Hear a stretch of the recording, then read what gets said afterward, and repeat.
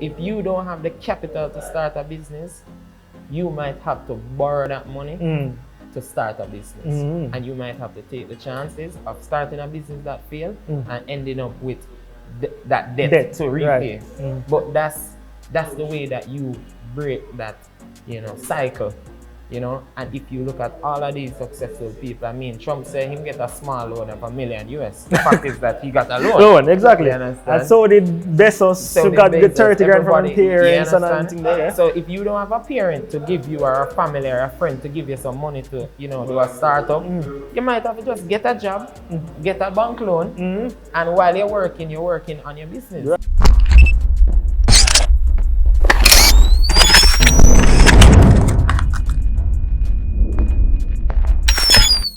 Hey guys, welcome back to another episode of Faded Conversations. Today we're going to talk about money in its truest form.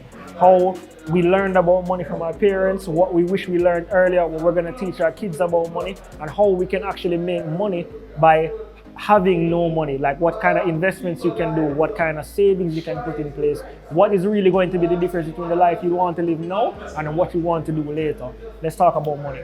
Cool. Okay, so one of the things that keeps coming up in this conversation about building wealth is saving. Like we heard from different people in the shop earlier, and they mentioned to us that they have to have the discipline to save money every month, and that is really what they use to try and do anything that they needed to do with life. And I feel like that is what we're taught at a very young age, but we're not really necessarily taught about investing and getting returns on that investment. Because if we're being very serious, bank interest is not really a lot of interest, and neither is putting it under your mattress. That's no interest. So, what kind of pushed you down the path of looking down investments? Because I definitely think that's probably the difference between actually building the wealth and having it just sit there. Well, when you talk about wealth and wealth creation, I mean, as you're rightfully say, we are taught, my grandmother teach me to save. It's a very good principle in terms of saving, but you save and you save. How long are you going to save for? You cannot save to become a millionaire. Exactly. Right? That's the fact. The fact is that if you don't use your savings to create another stream of income, if you don't use your savings to invest, then your savings, you will just go in your bank account and consume that savings. Exactly. And the fact is that when you just have cash sitting there and you don't have any form of income coming in, that cash will one day you're just gonna get up and use that cash. And the fact is that a very important point to mention is that cash is also probably devaluing over time. Exactly. So you can save what you probably would have been saving. Inflation looking at. You have the devaluation of the currency looking at. Your cash is in the bank account. There might be fees that the bank is charging. The interest rate is single digit. At the end of the day, for me, I mean, I remember at one point, I would manage my income and expenses on an Excel, and I would at one point say to myself, I feel like I'm eating out too much, and I was actually going to cut back on eating out so that I could save more money. And then it clicked to me, why am I cutting my expenses, right, to fit within that box. Current box. Right? And what came to me is, why don't I just open a new tab in the Excel and say other income, so that I can eat what I want to eat, can go the places what I want to go, because that's freedom. When you can get up and you can go to a restaurant, when you can get up and you can travel somewhere, that's what you live life for. That's really freedom. And to create that freedom, you need different income streams to take care of different expenses. Agreed. And from that, I keep on creating a new tab. There's a new expense, I find a new income to take care of that expense. Yeah, but the same thing I said earlier, people look at additional income stream as it has to be millions and millions of dollars that you have to do. It really just has to cover that. You think of a bill or think of something that you want to do and make sure that this income stream covers that. Facts. And there's a whole heap of power in that. And if you have multiples of those, then you do multiples of things.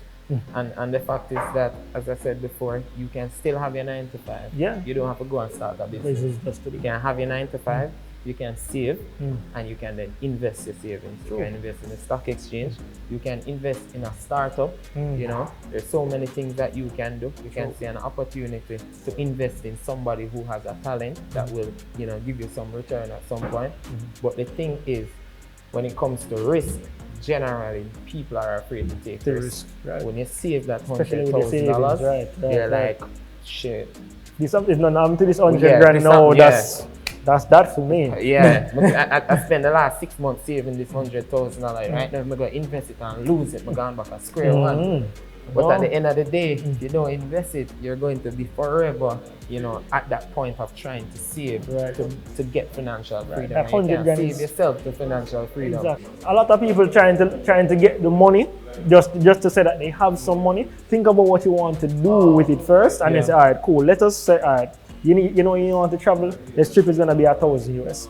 How can I create an income that's going to eventually be able to build me up to that point? Because a lot of us get caught in the trap of, and I'm looking to the camera when I say, which camera am I looking at?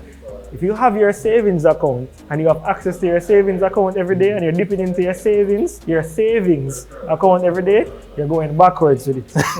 Because a lot of us are saying, all right, cool, we get paid to our savings account. We just, I'm gonna try to save 10 grand in this, and then something comes up and then boom, you kind of take from that 10 grand right away.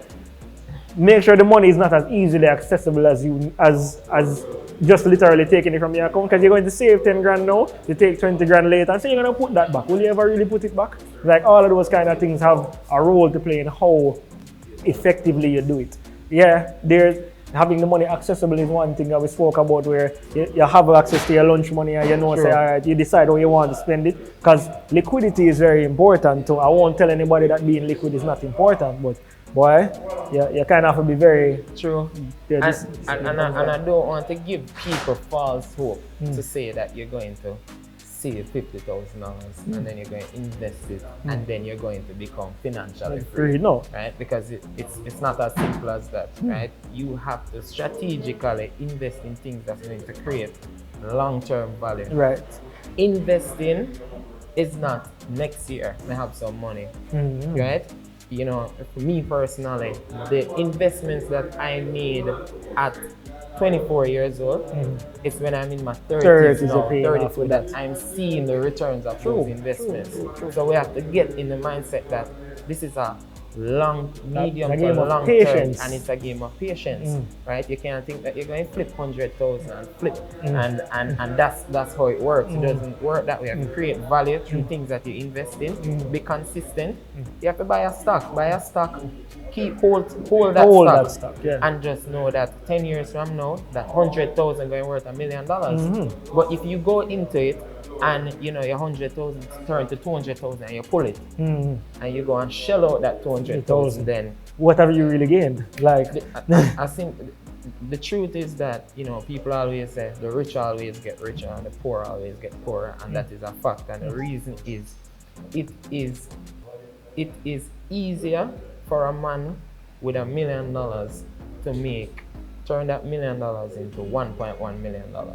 It's easy for you to have a lot of money and make more money on it. But it's hard for a man with $100 to turn that into $1 million, and it's hard for him to turn it into 110 because he has to consume from that money over and over again. Yeah. So it is challenging, but you have to think long term, invest in things that you believe in, that you know, that you understand, and think long term. And that's the only way that you can, you know, break through that barrier and get the financial freedom. Find people that you know that are successful, ask them questions.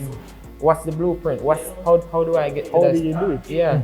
Yeah, man, I mean, and a lot of people are afraid to ask that question. I was talking to a bridge of mine, Ramon, who owns Father Bull, and the man was saying that's one thing he's never afraid to ask. And say, oh, if you were doing something that I want to know, a lot of people tend to make them pride get in the way and all them things. No, I'm going to ask you. Yeah. And, I would appreciate if you tell me, but I'm not going to make it be a situation where me never ask. Yeah. Because there's a lot that we can teach each other and a lot of mistakes that other people make that you can avoid. True. Granted, everybody have to kind of go through their own journey, but if a man go through it 10 times already and goes, just don't do that, just try this instead. Just take it from me. I mean, you can go ahead and do that, but trust me, it has saved so much time and so much effort in a lot of people, because we all got it wrong at some point. Yeah, we all true. invested in things that we thought were going to be the next best thing and so amazing. Look, if you start 10 business, 9.5 of them probably are going to fail, bro. I mean, try, but it come back to the whole risk perspective thing. Because, we all see those posts on Instagram and the motivation talking about how much shots Michael Jordan missed and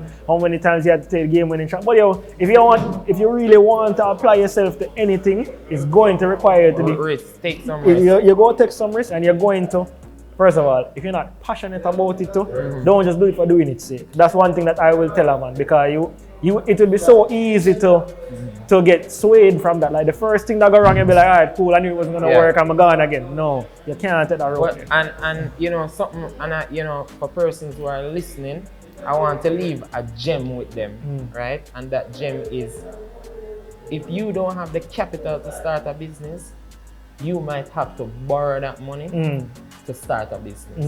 And you might have to take the chances of starting a business that fails and ending up with that debt to repay. But that's the way that you break that cycle. And if you look at all of these successful people, I mean, Trump said he get a small loan of $1 million US. The fact is that he got a loan. Exactly. And so did Bezos, who got the 30 grand from his parents and everything there. So if you don't have a parent to give you, or a family or a friend to give you some money to, do a startup, you might have to just get a job, get a bank loan, and while you're working on your business to get it started. So I mean, it's all about risk. You have to have the appetite for it. It's not going to be easy.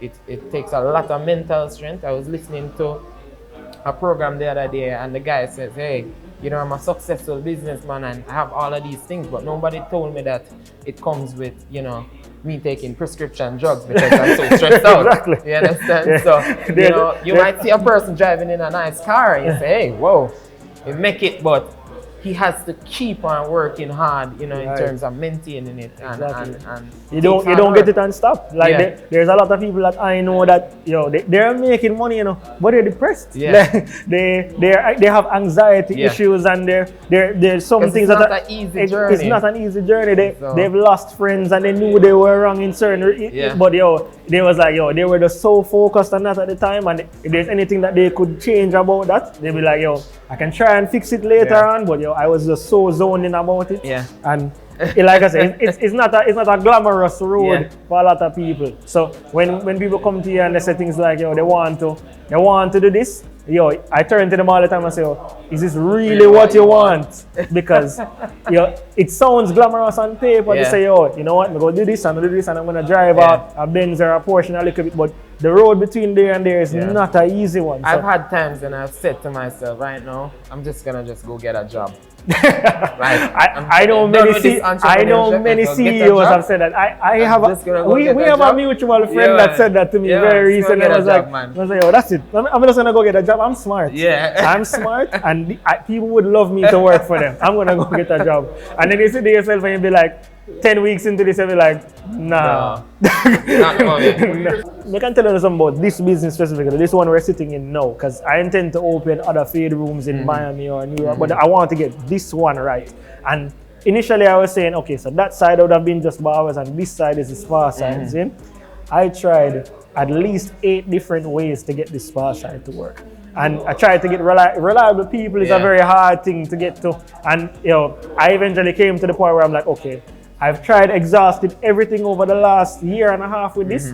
Maybe I need to take a different direction with this and I can delay this. Because a lot of people tend to look at it and say, you don't necessarily have a bad idea, The idea is not bad. Sometimes the application or where you use it or when you use it is very important. The when is probably like the timing of it is I'm going straight barber. Yeah, man, going not ready for this barber. Yeah, man. This one is not for this one. I'm gonna keep the concept and have the blueprint on paper. And the next one, boom, I got slap. Because then you realize that timing is so important. You can have a thought that is so far ahead of itself, or something that is not right for this specific country or location that you're in, and you know that.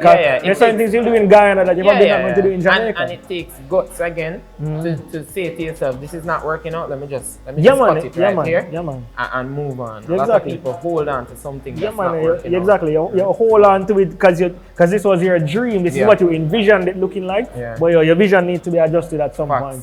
Your vision needs to be adjusted, and it takes a big man to come, or a big person, I should say, to come up with something that they genuinely believe 200% was going to work, and then realize down the line, all right, maybe that wasn't the gem at the time. We're going to wheel and come again. Because you have to. True. Because if you're not coming out, if you decide not to try again, then that's when I think you've genuinely failed at this, isn't it? True.